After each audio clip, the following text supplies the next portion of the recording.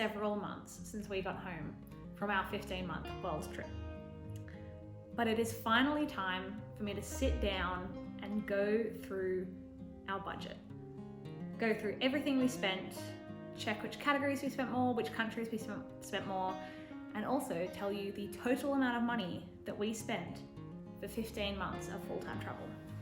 I have my trusty laptop here that came with us around the world. And if you want to know more about the spreadsheet that I'm using, I actually did a video before we left about the spreadsheet that I'd made. It has changed quite a lot since that original video because I added things and removed things as we went to make it more like what we needed, basically. And I'm actually now, for an upcoming trip we've got, working on a new version of this spreadsheet that's gonna be easier to use, basically. So if you're interested in spreadsheets, let me know. I might be able to share that new one once it's ready, once I've figured out all the formulas that I need. I'll give you a little bit of context first for what we spent. So if you haven't watched any of our videos before, hello, welcome. My name's Krissie. My partner, Catherine, is actually at work today, and also she doesn't care so much about the money side of stuff. So that's my job. We quit our jobs at the end of 2022 and traveled full-time for 15 months. Of that, we spent about a month in Southeast Asia. We spent a week in the Middle East. We spent 11 months-ish in Europe and roughly 3 months in North America. Unlike a lot of people who travel full-time, we did not exclusively stay in budget-friendly locations. We spent time in some of the world's more expensive countries, for tourists at least. So this is a much more realistic look at what it's actually like to travel full-time without restricting yourself. Also, sorry if it keeps bumping. I've got you on a tripod on the table, but I keep bumping the table because I am not used to filming a sit-down video like this. Some additional context for these numbers is we tried to avoid staying in hostels as much as we could. We're not really about that hostel life. We like our privacy. We like to go to bed early because we're grandmas and we like to get good sleep. So we spent more on accommodation than was strictly necessary, but that was a priority for us. With our accommodation, we also tried to find places with kitchens most of the time for a couple of reasons. One, we're both kind of picky with what we eat, so we like cooking our own meals. Two, eating out is really expensive. And three, while you may not think it would happen as quickly as it does, you get so sick of eating out when you don't have any other option. We also tried to save money in other areas, so we didn't eat out as much as some people do. We also tried to avoid flying as much as possible. So for around most of Europe, we used Flixbus. We also caught a couple of trains. In the UK, we used National Express and Megabus. So we tried to cut down money in other areas. We also used public transport in almost every city we went to, rather than like taxis or Ubers, things like that. So that is some context for the money that we spent and where our priorities lay. So let's have a look at the spreadsheet. So I'm on the just itinerary page at the moment. This page had all of our details for our flights, as you can see, or any transport. Notes on that, the cost of the transport, accommodation notes, accommodation costs per night. And then we also had our activities, local transport, groceries, eating out, souvenirs, SIM cards, visas, travel insurance, and then other expenses. I, every couple of days of the trip, manually went through and added expenses from our bank account into the spreadsheet, which was kind of tedious, but also I really enjoy spreadsheets and I liked seeing where our money was going. It also helped us travel longer.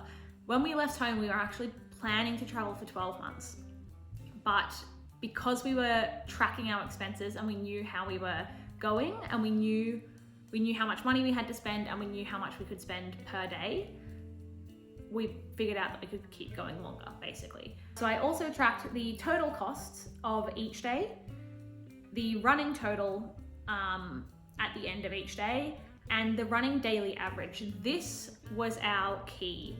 So we knew what daily average we should be aiming for with the amount of money we had and the amount of time we wanted to travel for. We didn't reach the average that we were aiming for until I think 3 months into the trip, because it's very front heavy with our travel insurance. A year's worth of travel insurance was a lot of money, $4,108.87. And then we had to actually top that up. No, this is actually the total, I think. Yes, it was 2,544. And then we added 1,564 for the remaining 3 months that was at the end before we could come home. Adding that travel insurance at the start, and then also our flights out of Australia to Singapore, it's $1,146.94, which meant at the end of day one, we were at a daily average of $5,418, and we were aiming for $275. So it took us a long time to get down there, but we did do it eventually. I'll just quickly scroll down. So we tracked everything in this spreadsheet, everything we spent, where we went, all of that. Let's get all the way down here to the end. And this will be the big reveal. I will go through in a bit more detail which categories we spent more money in and which countries we spent more money in.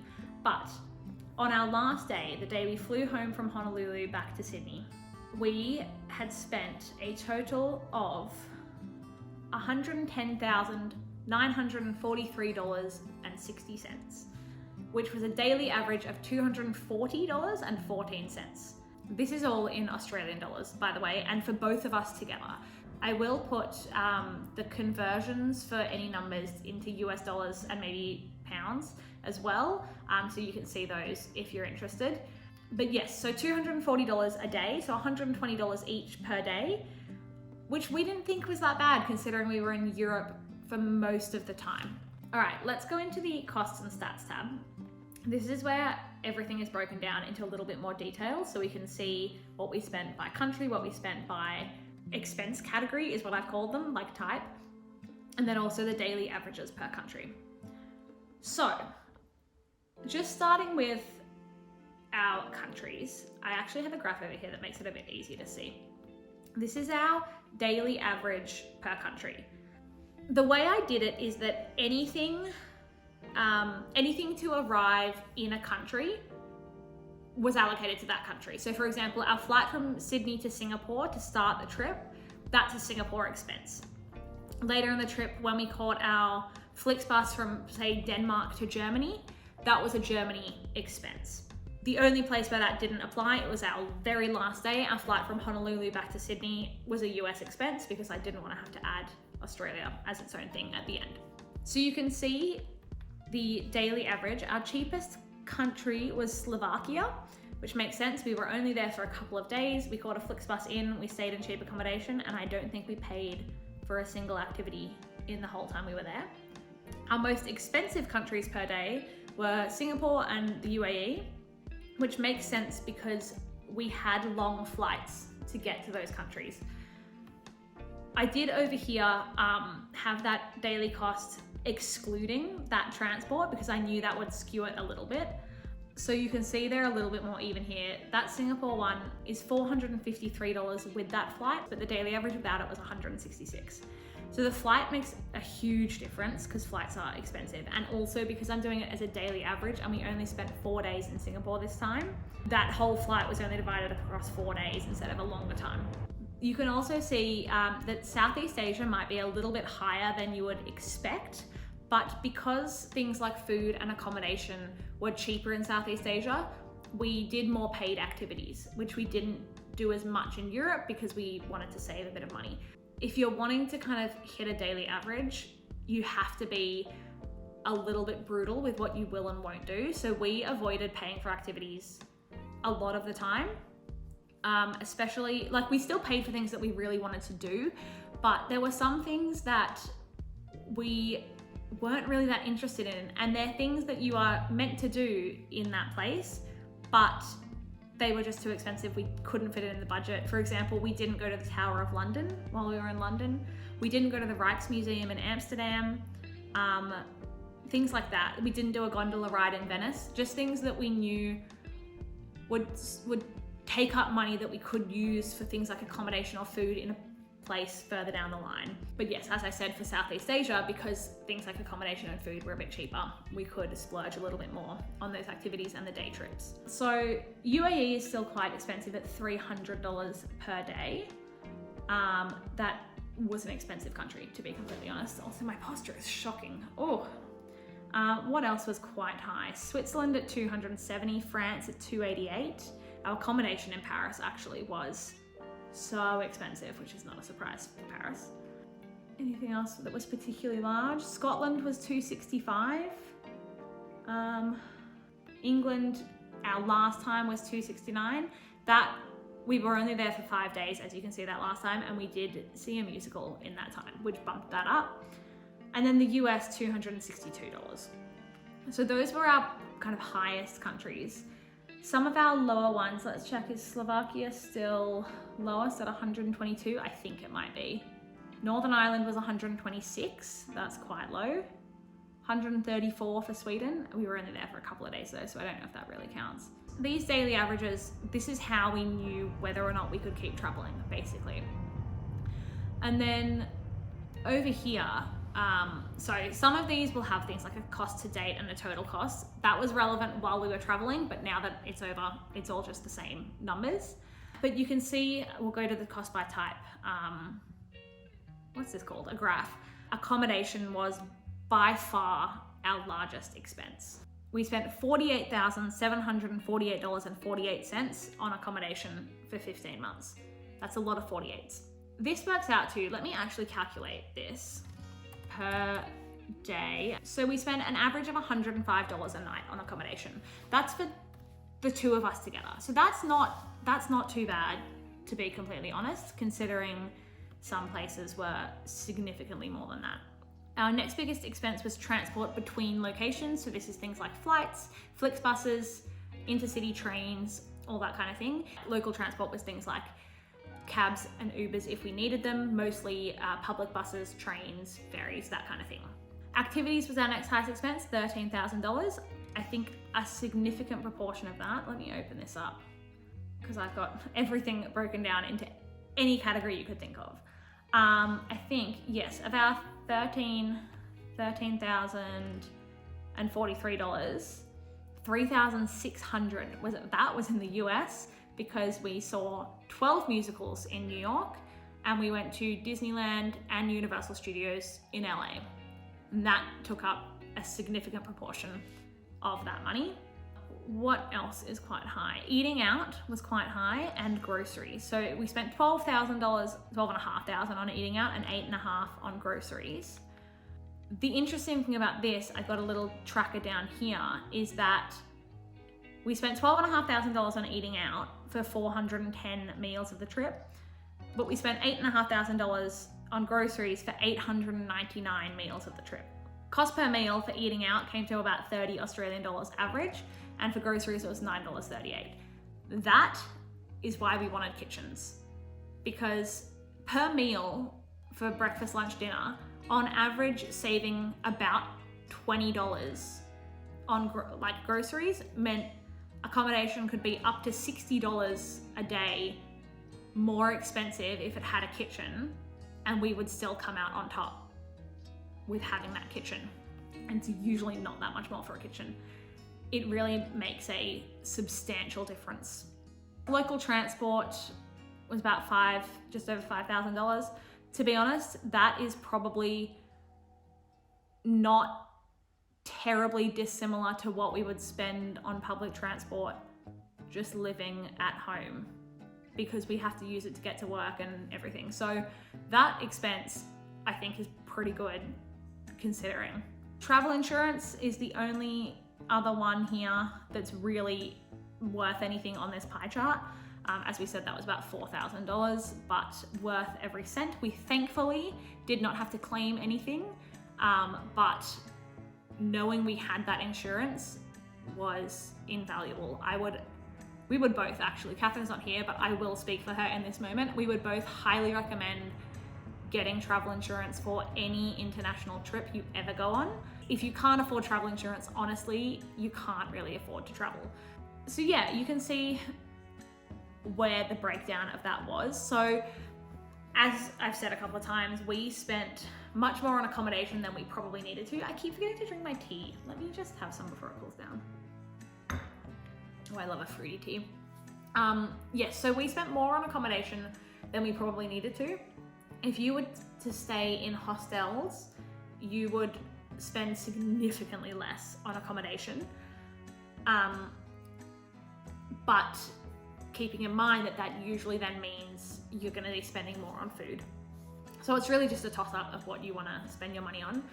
We could have done this trip cheaper, but we wanted to balance being on a budget, but also enjoying ourselves. We didn't want to restrict ourselves too much, and we didn't really. Like, most of the time, if we wanted to do something, we did it. There were a couple of things that we didn't do because of the price. There was one, cable car, I think it was, or no, it was a train in Switzerland up to the highest train station in Switzerland. We kind of wanted to do that from Grindelwald, but it was, I don't remember the exact price. I will find the clip from the video because I know we mentioned it. It's about 650 Australian dollars together. 600, that's just the cable car. That we wanted to do, couldn't justify it in the budget. But for the most part, we didn't really restrict ourselves that much. I think that's pretty much it for what we spent on the trip and the breakdown of it. If you want any other info, you can comment below, or you can reach out to us on Instagram at Traveling Gleefully. I'm always more than happy to answer questions about what we spent, how much we spent, everything like that. Because I really think, while yes, almost $111,000 is a lot of money, between the two of us, that was $55,000 each. And to be honest, we thought a round the world trip was going to cost more than that, which is why we ended up traveling for longer than we thought, because we budgeted more than we thought we would spend.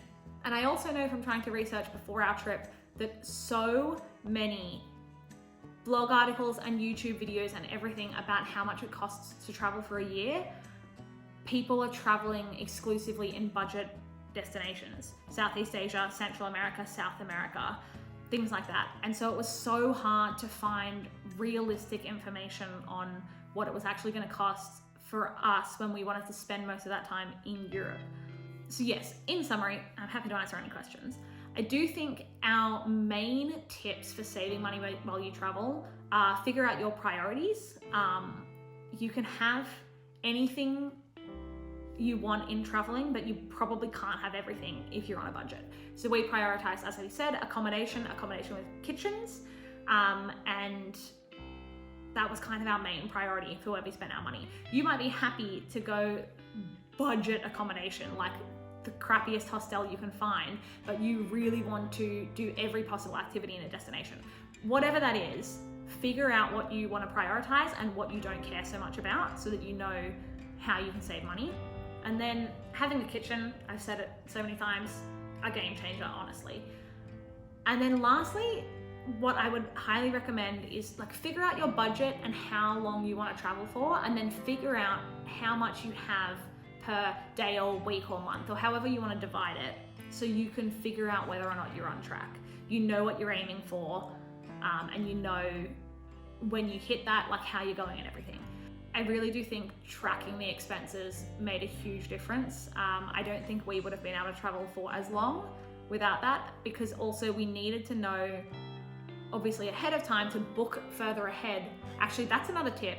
We didn't book anything less. I think the latest we ever booked, not activities and stuff, but where we were going to be, accommodation and transport to get there, I think the latest we ever booked something was about a month out. And that was in the middle of winter in Europe, and we were pretty stuck for accommodation. There were not that many options left. I cannot imagine how it would have been in summer. Most of the time we were booking, I want to say 2 to 4 months out. If you want to save money, that's the way to do it. If you want to be spontaneous and be able to change your plans last minute, that's totally fine. Just be aware that it might cost you more to do that. I don't actually remember where I was going with this train of thought. Oh yeah, us wanting to book stuff further in advance meant that we needed to know, we needed to kind of project how our money was going to be going by a certain point to know whether we could keep traveling by that point. We couldn't have done any of that if I wasn't tracking it. You do not need to have like graphs and everything like this. I added a lot of these as we were traveling, as I was like, that could be an interesting thing to see. Realistically, all you need to do is have somewhere to put in how much you've spent and how much money you have left to spend. If you have those numbers, you're good to go. All right, I think I'm gonna wrap this video up here because I need to drink my tea because it's getting cold. I hope that was helpful. I hope other people are as interested as I am in seeing the nitty-gritty numbers of other people's budgets. Maybe I'm just nosy. I don't know. I guess we'll find out. But yes, if you have any questions, let me know. Give us a follow on Instagram and subscribe to us here as well. We mentioned in a video a couple of weeks ago, but we are actually moving to England in a few months. So we're going to be sharing more about how we do that, including how much it costs. If you're interested in anything like that, give us a subscribe, comment down below, and yeah, follow along as we pack up and move to England. Next week, Catherine and I will be back doing who knows what. We have so many videos coming out and I don't know what order I'm posting them in, but we will both see you next week for another one. But in the meantime, have a good week and we'll see you then. Bye.